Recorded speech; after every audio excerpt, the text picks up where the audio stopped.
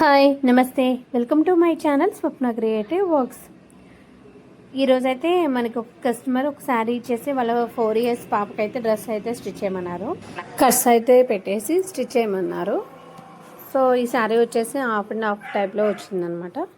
ఆ half and half వచ్చిన శారీని మన బ్లౌజ్ పార్ట్ వచ్చేసి ప్యాంట్కి యూస్ చేశాను. మిగతా పార్ట్ వచ్చేసి ఇట్లా టాప్ లాగా వచ్చేలాగా స్టిచ్ చేశాను అనమాట. ఇట్లా కింద ఫ్లవర్స్ అవి వచ్చినాయి కదా, అవి మనకి కింద బార్డర్ టైప్లో వచ్చేలా చేశాను. బ్లౌజ్ పీస్ వచ్చేసి మామూలుగా మనం పటియాలా ఫ్యాన్ టైప్లో స్టిచ్ చేశాను అనమాట.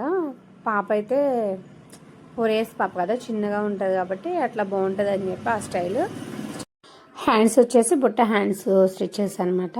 బుట్ట హ్యాండ్స్ పెడితే బాగా కనిపిస్తుందని ఫ్రంట్ రౌండ్ ఇచ్చేసాను, బ్యాక్ మన స్క్వేర్ నెక్ ఇచ్చేసాను అనమాట.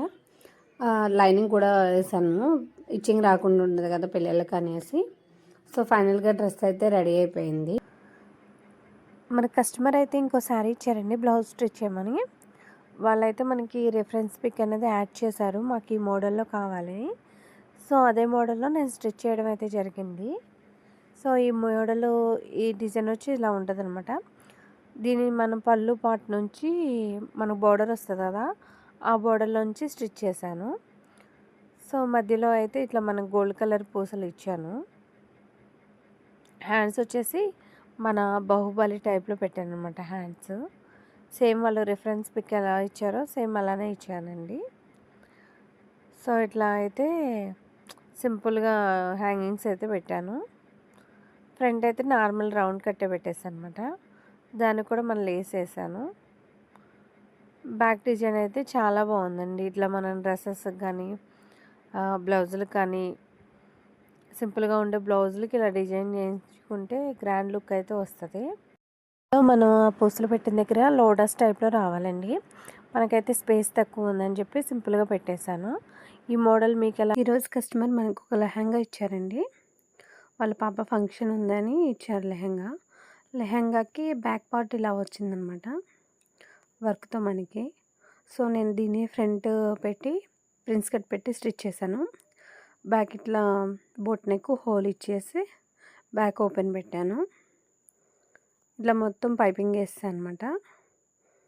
సింపుల్గా డోరీస్ అయితే పెట్టాను బ్లౌజ్కి. లుక్ వైజ్ అయితే చాలా బాగుందండి. మనం ఇట్లా బ్యాక్ వచ్చిన దాన్ని ఫ్రంట్ పెట్టించుకోవడం వల్ల ఏంటంటే మనకి నెక్ లెంత్ అనేది కరెక్ట్గా ఉంటుంది అనమాట. మనం యాజ్ ఈజీగా అదే బ్యాక్ పెట్టేసుకుంటే నెక్ అనేది మనకి పైకి ఉన్నట్టు అనిపిస్తుంది. సో నేనైతే ఇలా ఫ్రంట్ పెట్టేసి ప్రిన్స్ కట్ పెట్టి స్టిచ్ చేశాను.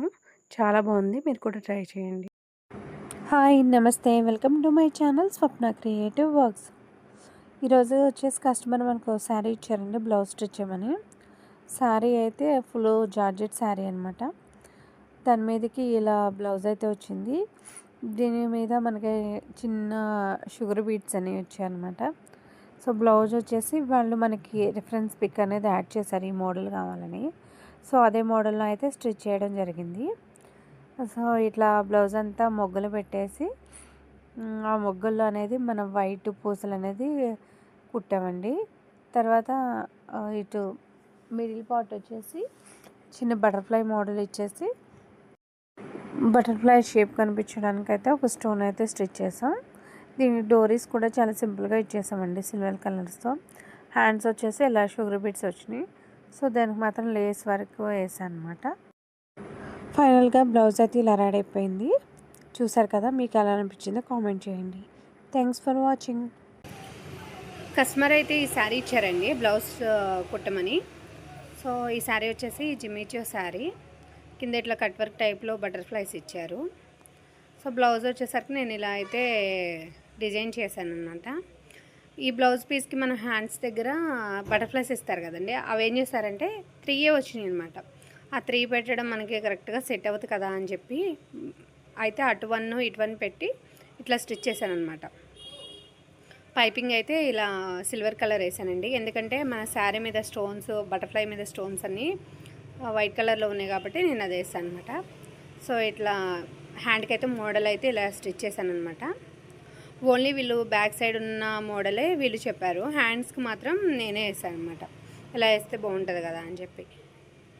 మొత్తం పూర్తయిపోయాక బ్లౌజ్ అయితే చాలా బాగుందండి, వాళ్ళకు కూడా చాలా బాగా నచ్చింది. కొంచెం టైం ఎక్కువ పెట్టినా ఏంటంటే చాలా ఫినిషింగ్ వచ్చేసరికి నీట్గా ఉంటుంది అనమాట. సో చూసారు కదా, మీరు కూడా ఎప్పుడన్నా ఇలా 2 కలర్స్తో స్టిచ్ చేయించుకోవాలనుకుంటే కనుక ఈ మోడల్ అయితే ట్రై చేయండి. ఫైనల్గా బ్లౌజ్ అయితే చాలా బాగుంది. మీకు ఎలా అనిపించింది కామెంట్ సెక్షన్లో కామెంట్ చేయండి. Thanks for watching. కస్టమర్ ఇంకో బ్లౌజ్ ఇచ్చారండి. ఈ బ్లౌజ్ వచ్చేసి హ్యాండ్స్కి ఇట్లా కట్ వర్క్ వచ్చిందని చెప్పి బ్లౌజ్ మొత్తం కట్ వర్క్ అయితే పెట్టమన్నారు. హ్యాండ్ పైన చిన్న పప్పు పెట్టమన్నారు.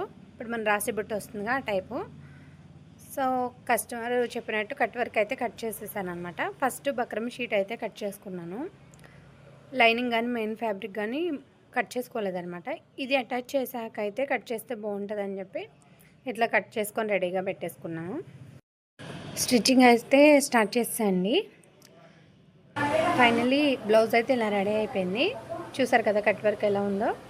మనం కట్ వర్క్లో బక్రమ్ అనేది యాడ్ చేస్తేనే కట్ వర్క్ స్టిఫ్గా ఉంటుందండి.